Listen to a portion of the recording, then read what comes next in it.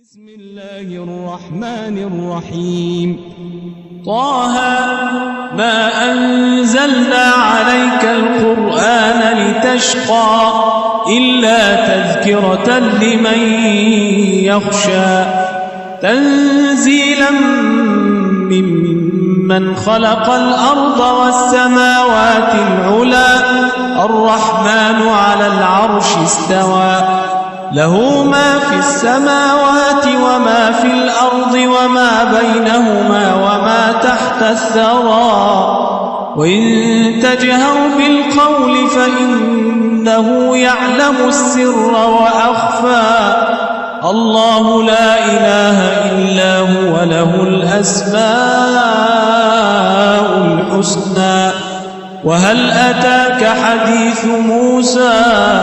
إذ رأى نارا فقال لأهلهم كثوا إني آنست نارا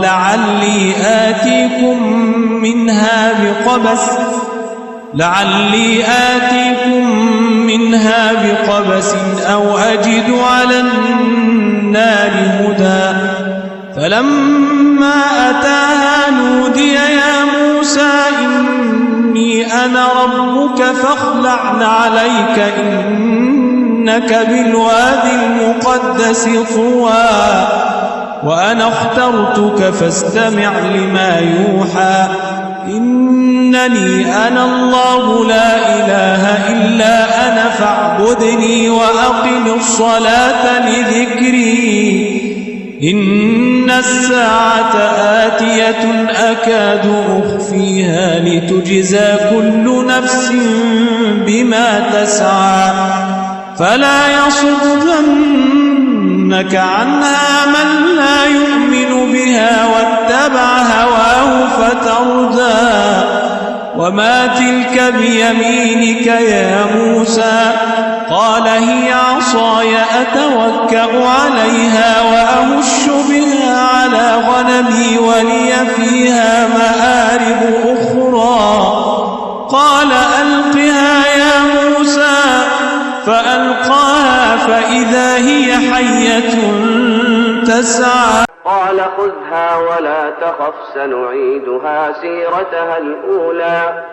واضمم يدك إلى جناحك تخرج بيضاء من غير سوء آية أخرى لنريك من آياتنا الكبرى اذهب إلى فرعون إنه طغى قال رب اشرح لي صدري ويسر لي أمري واحلل عقدة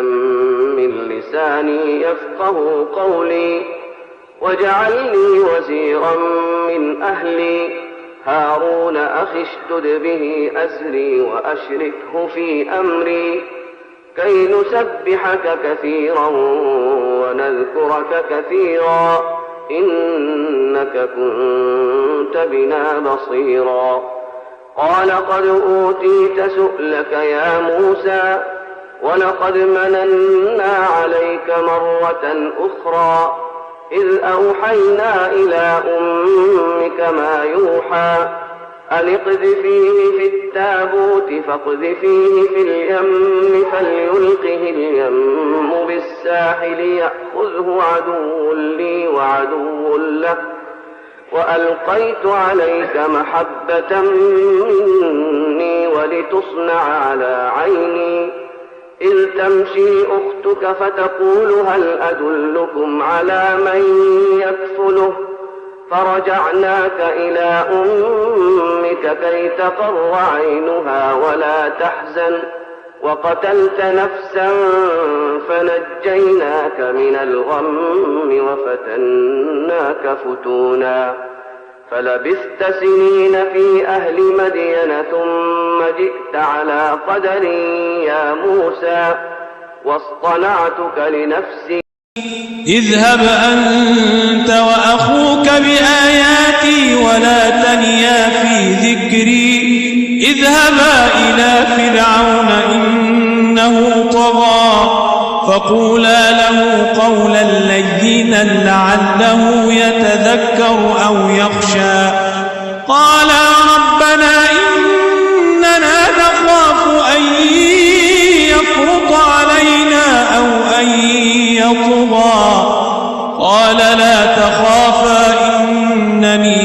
معكما أسمع وأرى فأتياه فقولا إنا رسولا ربك فأرسل معنا بني إسرائيل ولا تعذبهم قد جئناك بآية من ربك والسلام على من اتبع الهدى إنا قد أوحي إلينا أن العذاب على من كذب وتولى قال فمن ربكما يا موسى قال ربنا الذي أعطى كل شيء خلقه ثم هدى قال فما بال القرون الأولى قال علمها عند ربي في كتاب لا يضل ربي ولا ينسى الذي جعل لكم الأرض مهدا وسلك لكم فيها سبلا وأنزل من السماء ماء فأخرجنا به أزواجا من نبات شتى كلوا وارعوا أنعامكم إن في ذلك لآيات لأولي النهى منها خلقناكم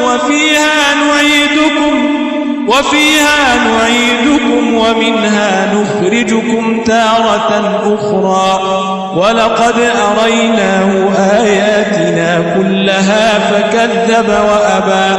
قال أجئتنا لتخرجنا من أرضنا بسحرك يا موسى فلنأتينك بسحر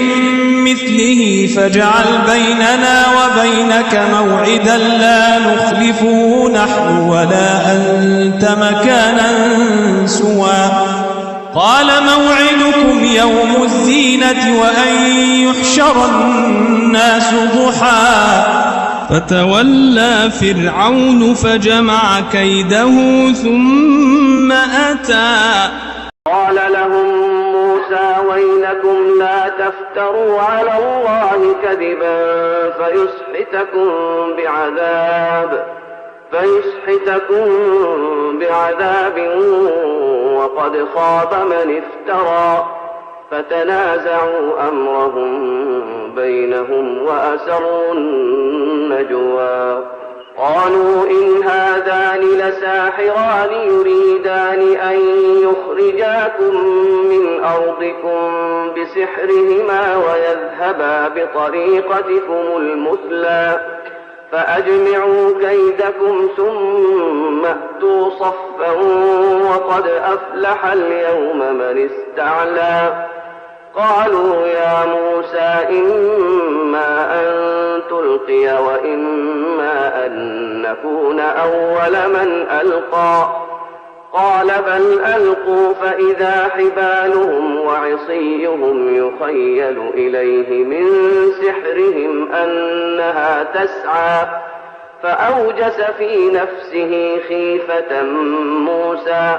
قلنا لا تخف إنك أنت الأعلى وألق ما في يمينك تلقف ما صنعوا إنما صنعوا كيد ساحر ولا يفلح الساحر حيث أتى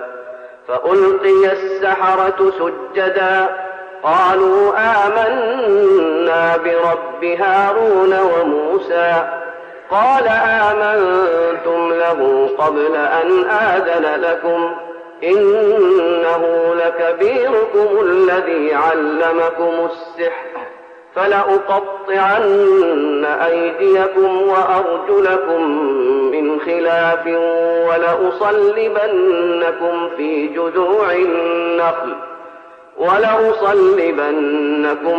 جذوع النخل ولتعلمن أينا أشد عذابا وأبقى قالوا لن نؤثرك على ما جاءنا من البينات والذي فطرنا فاقض ما أنت قاض إنما تقضي هذه الحياة الدنيا إنا آمنا بربنا ليغفر لنا خطايانا وما أكرهتنا عليه من السحر والله خير وأبقى إنه من يأت ربه مجرما فإن له جهنم لا يموت فيها ولا يحيا ومن يأته مؤمنا قد عمل الصالحات فأولئك لهم الدرجات العلى جنات عدن تجري من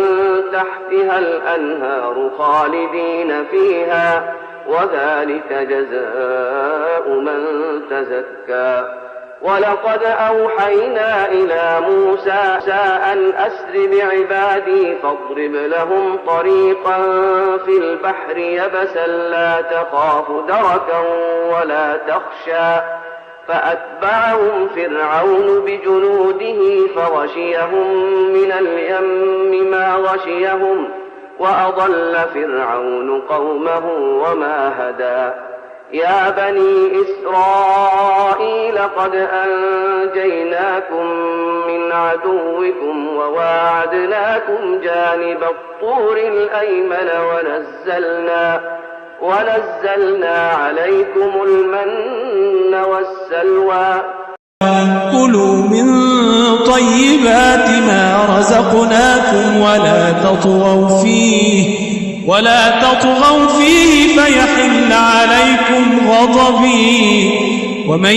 يحمل عليه غضبي فقد هوى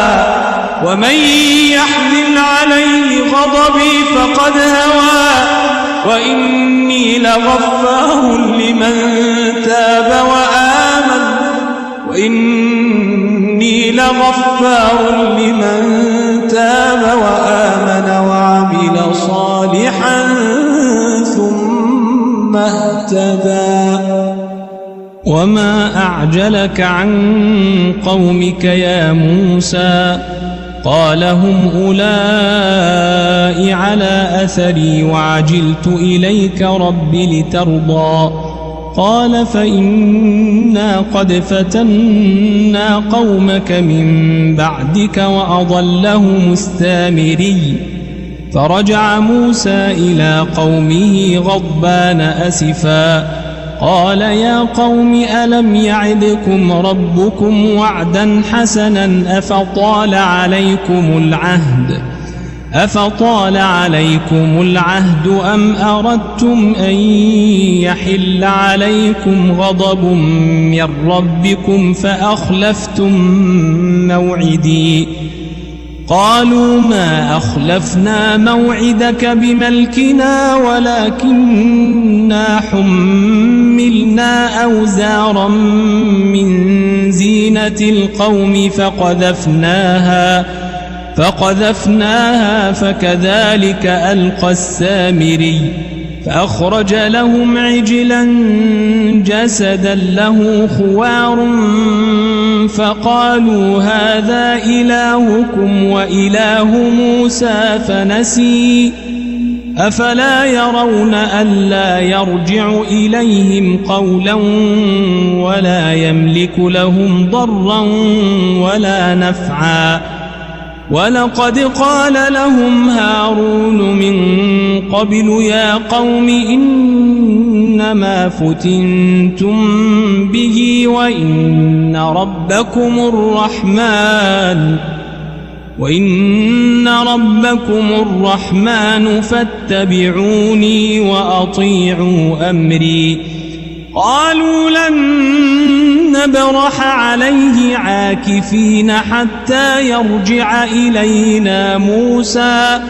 قال يا هارون ما منعك إذ رأيتهم ضلوا ألا تتبعني أفعصيت أمري قال يا ابن أم لا تأخذ بلحيتي ولا برأسي إني خشيت أن تقول فرقت بين بني إسرائيل ولم ترقب قولي قال فما خطبك يا سامري قال بصرت بما لم يبصروا به فقبضت قبضة من أثر الرسول فنبذتها وكذلك سولت لي نفسي قال فاذهب فإن لك في الحياة أن تقول لا مساس وإن لك موعدا لن تخلفه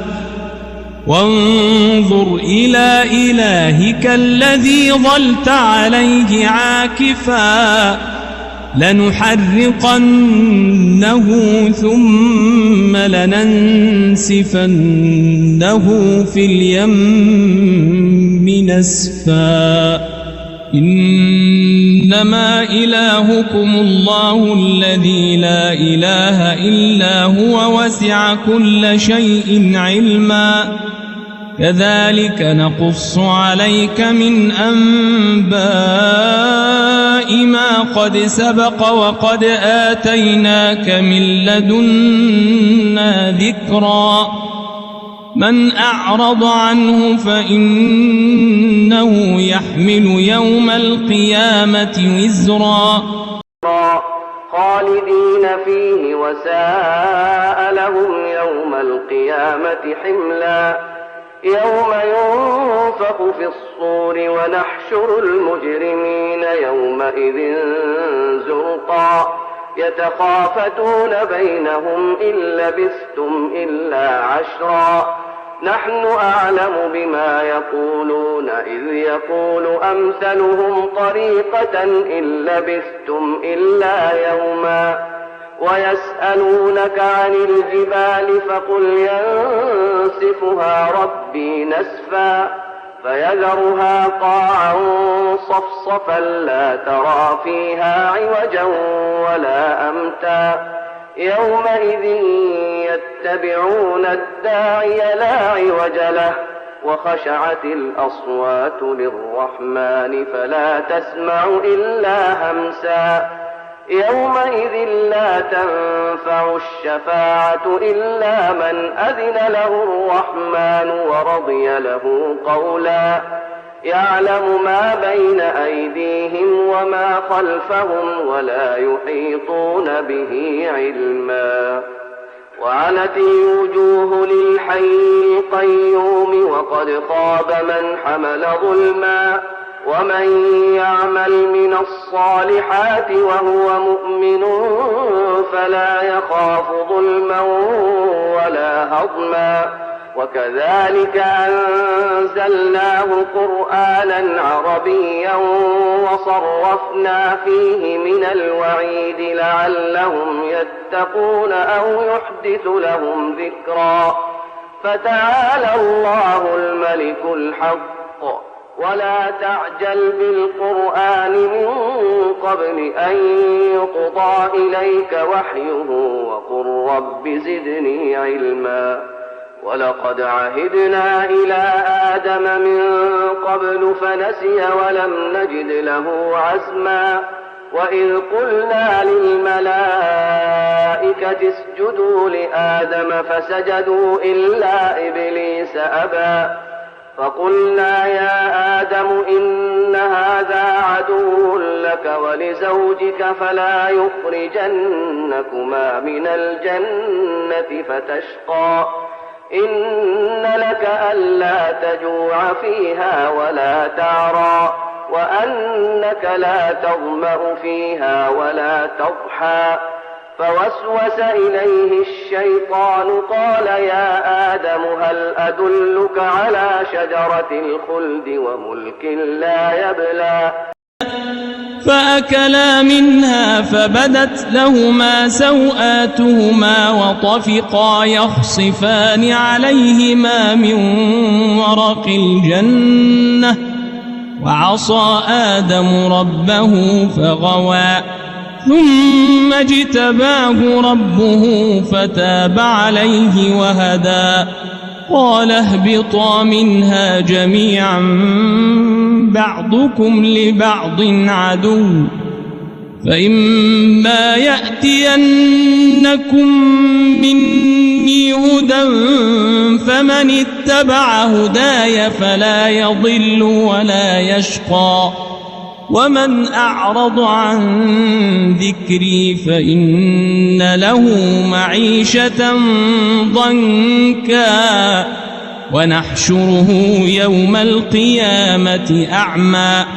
قال رب لم حشرتني أعمى وقد كنت بصيرا قال كذلك أتتك آياتنا فنسيتها وكذلك اليوم تنسى وكذلك نجزي من أسرف ولم يؤمن بآيات ربه ولعذاب الآخرة أشد وأبقى أفلم يهد لهم كم أهلكنا قبلهم من القرون يمشون في مساكنهم إن في ذلك لآيات لأولي النهى ولولا كلمة سبقت من ربك لكان لزاما وأجل مسمى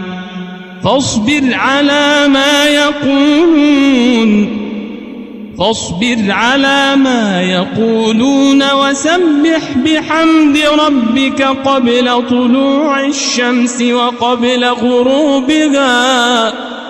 ومن آناء الليل فسبح وأطراف النهار لعلك ترضى ولا تمدن عينيك إلى ما متعنا به أزواجا منهم زهرة الحياة الدنيا لنفتنهم فيه ورزق ربك خير